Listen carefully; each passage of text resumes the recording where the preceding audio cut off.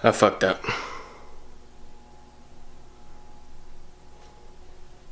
What is up, guys? So I am back with the commentary. I'm gonna try to slow it down a little bit this time. I was rushing a little bit on the last one, and I'm not recording with my phone this time, so hopefully the audio comes out sounding a little better. I'm gonna take you guys through this workout and kind of just a little bit on what's going on with my diet, the shows, and future plans. So, we started with some. First of all, I like to start with abs. I feel like if I save them to the end of my workout, they come out kind of a crappy ab workout, or I just skip them altogether. So I like to start with them, and that's kind of the consensus on all my secondary muscles. But I'm doing abs every other day. Started with hanging leg raises. Just make sure as you're bringing those knees up that you're exhaling and getting that full flex on your abs. You should be completely out of breath by the time you get to the top. And make sure you're hitting your elbows with your knees. Don't just lift your knees up or you're just kind of working hip flexors. But um, after that, we tore up into some cable crunches. With these, what I like to do, hand placement wise, um, we'll put the hands right behind the ears or right on the ears. Get that full reach all the way to the top, and then try to get your elbows right next to your knees. I like to keep, a lot of people spread their legs out. I like to keep mine together and then try to um, bring those elbows all the way down past the knees. So you might see me cheat a little bit on these last couple ones just because it got incredibly difficult. Um, and you're going to get a nice booty view right here. But um, so we're still working out twice a day. This is the second part of my chest workout. So it's the lighter half. We're aiming for about 8 to 12 reps for 3 sets on the abs. And then once I got into chest, I was aiming for about 15 to 20 reps for the same thing, 3 sets. My camera kind of started to die, but I was able to get 2 sets of each chest workout. And keep in mind this video is kind of sped up a little bit, so don't worry, I'm not really doing Russian twist that fast. So I like to put a little bit of a twist on my Russian twist and keep my legs up. Feel like I can get a little bit further of a contraction and almost bust my ass at the same time. So here we're using a 20-pound medicine ball. The last set I dropped it down to a 15 just to kind of control it a little bit better. But just make sure you're breathing out every time you hit that side and kind of peak on it. Big exhale and just get all that air out. Flex it, contract those obliques as hard as possible. And you want to try to, I was aiming for about 6 each side, but as it started hurting, I kind of lost count. So that's pretty much it on the Russian twist. Obliques are definitely the area that I feel like are the hardest part of the ab to grow and tone out, especially at least for me. But so I like to work them extra hard. On here, we went into a lying leg raise with kind of a push at the end. Just get that extra little contraction on it.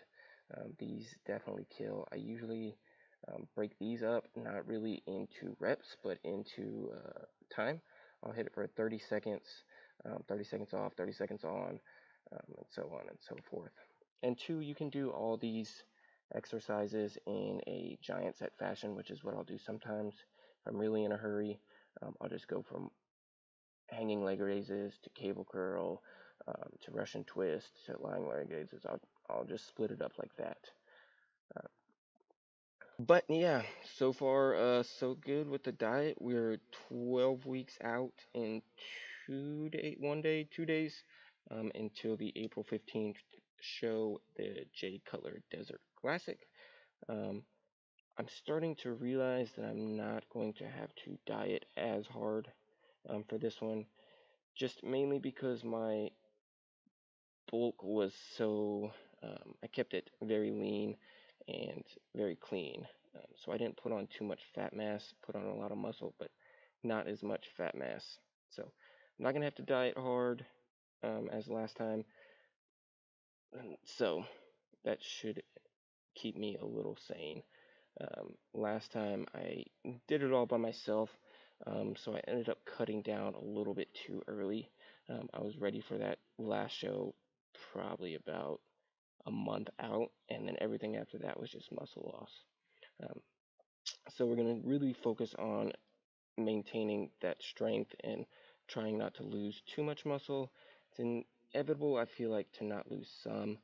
It's just trying not to lose all of it, um, which I feel really comfortable now. I learned a lot from that first prep, um, and I'm going to transition it into here. Currently looking for some posing coaches as well in the DFW area because I feel like that's really where I fell flat last show. Is I tried to learn everything on YouTube and didn't really spend enough time focusing on it. So that way, when I stepped on stage, it kind of just flew over my head, and I had no idea what I was doing. I felt like I brought better physique than all the other guys on stage. I just didn't present it well at all. So we're going to improve on that, and we're going to tear it up this year. I did novice men's physique for that show.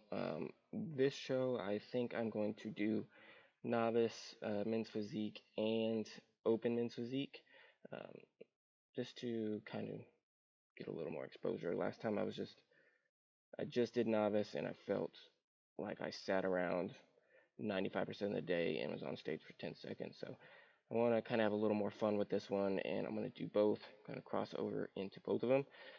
And then that's in Vegas, so it's going to be real difficult not to um, lose control and eat all the wonderful food and drink all the wonderful drinks that are there. Um, but I'm going to have to control that because we have a show 2 weeks after that, April 29th, on my birthday in Atlantic City, which I've never been to Las Vegas or Atlantic City. So what I've heard is Atlantic City is kind of like an old person's Las Vegas. So we're going to try that out and have some fun after that show. But um, staying focused. Got some photo shoots and stuff coming up. I'm going to send out to some modeling agencies and stuff like that. I think my real goal right now is kind of focusing more on fitness modeling and not so much competitions. I feel like there's enough competition in trying to grab covers and be in magazines. So that's going to keep me focused and pushing me even harder. Back to that last workout. We did bench press with a fly. I like to do push, stretch, push, stretch, push, stretch. Is kind of how I like to keep it. But when you're doing bench, just really a good way to get that mind muscle connection with your chest and is make sure you keep your wrists. I know I kind of say that, but I do one other thing on there. But just keep your wrists straight and then try to just think about bending that bar on top of itself. And it'll really click with that mind muscle, and you'll be able to get an even better squeeze and contraction on the bench press. And then after that, we went to incline. I'm using 60-pound dumbbells for, like I said, 15 to 20. And then we go into, I don't even know what to call it, kind of a close grip bench press, but not really. It's not really a bench press either, but it really kills those pecs. You just want to put them right there and then just straight up and squeeze real hard when you get to the top. Keep that scapula retracted and just get that squeeze. I guarantee you, if you superset that with the incline, it is killer. Another thing I want to talk about too is transparency. I feel like a lot of people in the fitness industry kind of try to hide their problems and try to trick people. So I want to stay transparent with you guys and let you know what's going on with me and my workouts. So that way, if you're going through the same thing, you can see how I handled it, and hopefully it won't as blah blah blah. I can't talk. Affect you as much. But the biggest thing right now that I'm focusing on is I kind of had a shoulder injury not too long ago, and I stupidly just tried to work through it because it happened right at the beginning of my bulk, and there was no way I was going to quit right at the beginning of my bulk. So I really let my ego get the best of me and started kind of compensating with that right shoulder to take a little bit of pressure off the left. So I'm really focusing on fixing that. It's the most important is to realize where your mistakes are and correct them. So right now I'm doing a lot of yoga, a lot of shoulder mobility. Got some massages coming up to kind of loosen up those upper traps in that shoulder area, just to even those out.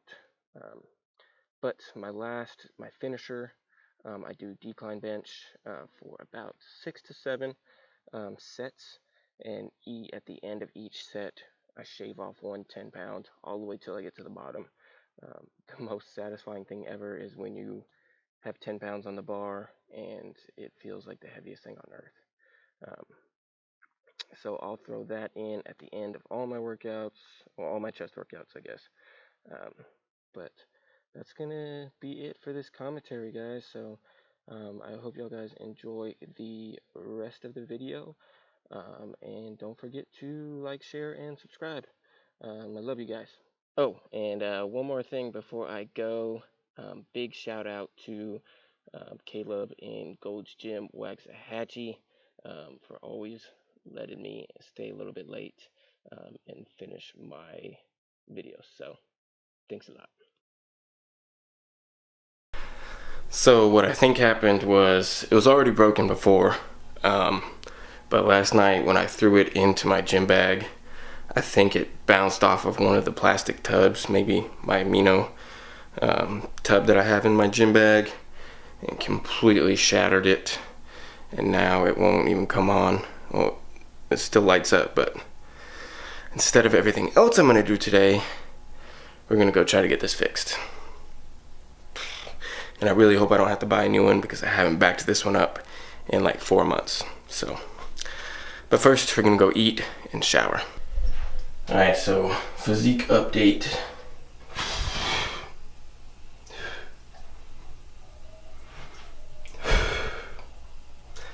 The abs are coming back. Feeling pretty lean already. Good sign.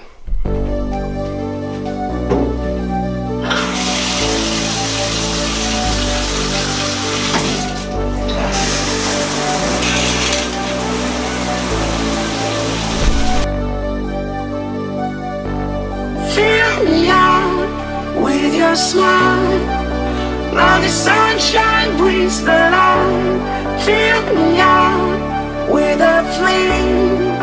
I will let you in this game. Take me out when I'm down. 'Cause with you I'm safe and sound. I'm safe and sound. I'm safe and sound. I'm safe and sound. I'm safe and sound. I'm safe and sound. I'm safe and sound. I'm safe and sound. I'm safe and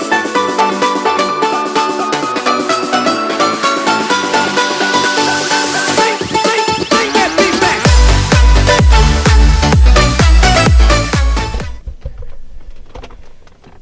So the worst part about my phone being broken is that it keeps going off, and just the fact of not knowing who's texting me is driving me insane. But we're here to get it fixed. This is the before.